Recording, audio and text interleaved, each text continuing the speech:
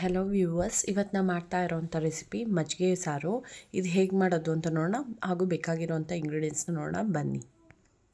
ನಾನಿಲ್ಲಿ 1/4 ಲೀಟ್ರ್ ಮೊಸರನ್ನ ಬಳಸ್ತಾ ಇದ್ದೀನಿ. ನಂತರ ಅರ್ಧ ಈರುಳ್ಳಿನ ಕಟ್ ಮಾಡಿ ಇಟ್ಕೊಂಡಿದ್ದೀನಿ.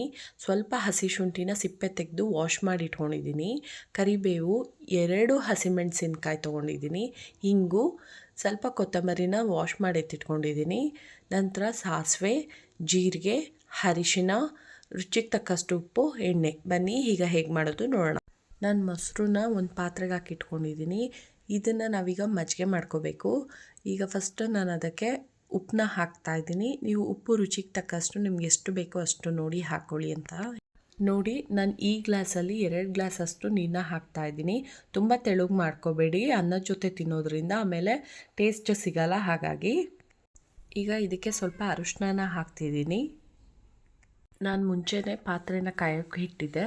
ಈಗ ಪಾತ್ರೆ ಚೆನ್ನಾಗಿ ಕಾದಿದೆ. ಈಗ ನಾನಿಲ್ಲಿ 3 ಟೇಬಲ್ ಸ್ಪೂನಷ್ಟು ಎಣ್ಣೆನ ತೊಗೊತಾ ಇದ್ದೀನಿ.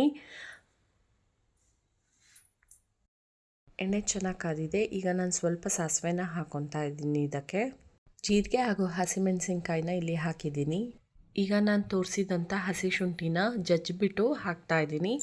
ಈ ಒಗ್ಗರಣೆನ ನೀವು ಕಮ್ಮಿ ಉರಿನಲ್ಲೇ ಮಾಡ್ಕೊಳ್ಳಿ, ಹೈ ಫ್ಲೇಮಲ್ಲಿ ಇಡಬೇಡಿ, ಸೀದೋಗಿಬಿಡುತ್ತೆ. ಹಾಗಾಗಿ ನೋಡಿ, ಅದು ಹಸಿ ಸ್ಮೆಲ್ ಹೋಗೋ ತನಕ ಬಾಡಿಸ್ಕೊಳ್ಳಿ. ಈಗ ನಾನಿಲ್ಲಿ ಕರಿಬೇವನ್ನ ವಾಶ್ ಮಾಡಿ ಹಾಕ್ಕೊತಾ ಇದ್ದೀನಿ. ನೋಡಿ, ಈ ಥರ ಹಾಕ್ಕೊಳ್ಳಿ. ಈಗ ನಾನು ಅರ್ಧ ಈರುಳ್ಳಿ ಏನು ಹೆಚ್ಚಿಟ್ಕೊಂಡಿದ್ದೆ ಅದನ್ನು ಹಾಕ್ತಾಯಿದ್ದೀನಿ. ಮೊದಲು ಕರಿಬೇವು ಹಾಕ್ತೆ, ಯಾಕಂದರೆ ಅದು ಘಮ ಅಂತ ಪರಿಮಳ ಬಿಡುತ್ತೆ, ಹಾಗೆ ಹಾಕೋದ್ರಿಂದ ಒಗ್ಗರಣೆಗೆ. ಈಗ ನಾನಿಲ್ಲಿ ಸ್ವಲ್ಪ ಹಿಂಗನ್ನ ಹಾಕ್ತಾಯಿದ್ದೀನಿ. ಮಜ್ಜಿಗೆ ಸಾರಿಗೆ ಹಿಂಗೆ ಹಾಕೋದ್ರಿಂದ ಅದು ಶೀತ ಕಮ್ಮಿ ಮಾಡುತ್ತೆ. ನಂತರ ಇಲ್ಲಿ ಉಪ್ಪನ್ನ ಹಾಕ್ಕೊತೀನಿ. ಒಗ್ಗರಣೆಗೆ ಎಷ್ಟು ಬೇಕೋ ಅಷ್ಟು ಹಾಕ್ಕೊಳ್ಳಿ, ಯಾಕಂದರೆ ಮಜ್ಜಿಗೆಗೂ ಹಾಕಿದ್ದೀವಿ. ಹಾಗಾಗಿ ಈಗ ನಾವು ಸ್ಟವ್ನ ಆಫ್ ಮಾಡೋಣ. ನೋಡಿ, ಈಗ ಕಂಪ್ಲೀಟಾಗಿ ತಣ್ಣ ಆಗಿದೆ. ಈಗ ಇದಕ್ಕೆ ನಾನು ಮಜ್ಜಿಗೆ ಏನು ನಾವಾಗಲೇ ಮಾಡಿಟ್ಕೊಂಡಿದ್ದೀವಿ ಅದನ್ನ ಸೇರಿಸ್ತಾ ಇದ್ದೀನಿ. ಇದು ಬಿಸಿ ಇರಬಾರ್ದು ಯಾವುದೇ ಕಾರಣಕ್ಕೂ, ಮತ್ತು ಈ ಸಾರನ್ನ ಬಿಸಿ ಮಾಡೋಕ್ಕೂ ಹೋಗಬಾರ್ದು. ಬಿಸಿ ಮಾಡಿದ್ರೆ ಇದು ಒಡೆದೋಗ್ಬಿಡುತ್ತೆ. ಹಾಗಾಗಿ ಈಗ ನಾನು ಲಾಸ್ಟಿಗೆ ಕೊತ್ತಂಬರಿನ ಸೇರಿಸ್ತಾ ಇದ್ದೀನಿ. ನೋಡಿ, ಎಸ್ ವ್ಯೂವರ್ಸ್, ಈಗ ಸಿಂಪಲ್ ಆಗಿರೋವಂಥ ಮಜ್ಜಿಗೆ ಸಾರು ರೆಡಿಯಾಗಿದೆ. ನಾರ್ಮಲಾಗಿ ಮಜ್ಜಿಗೆಯನ್ನು ತಿನ್ನೋದ್ರ ಬದಲು ಈ ಥರ ಮಜ್ಜಿಗೆ ಸಾರು ಮಾಡಿಕೊಂಡ್ರೆ ತುಂಬ ಟೇಸ್ಟಿಯಾಗಿರುತ್ತೆ.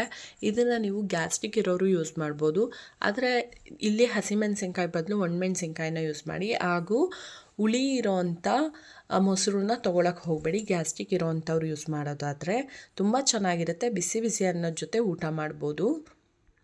ನೋಡಿ, ಈ ರೆಸಿಪಿನ ಟ್ರೈ ಮಾಡಿ, ಮಿಸ್ ಮಾಡಬೇಡಿ. ನಿಮಗೆ ನಾನು ಮಾಡಿರೋ ಈ ರೆಸಿಪಿ ಇಷ್ಟ ಆದಲ್ಲಿ ಲೈಕ್, ಸಬ್ಸ್ಕ್ರೈಬ್ ಹಾಗೂ ಶೇರ್ ಮಾಡಿ ಅಂತ ಹೇಳ್ತೀನಿ. All the best. Thank you. Bye.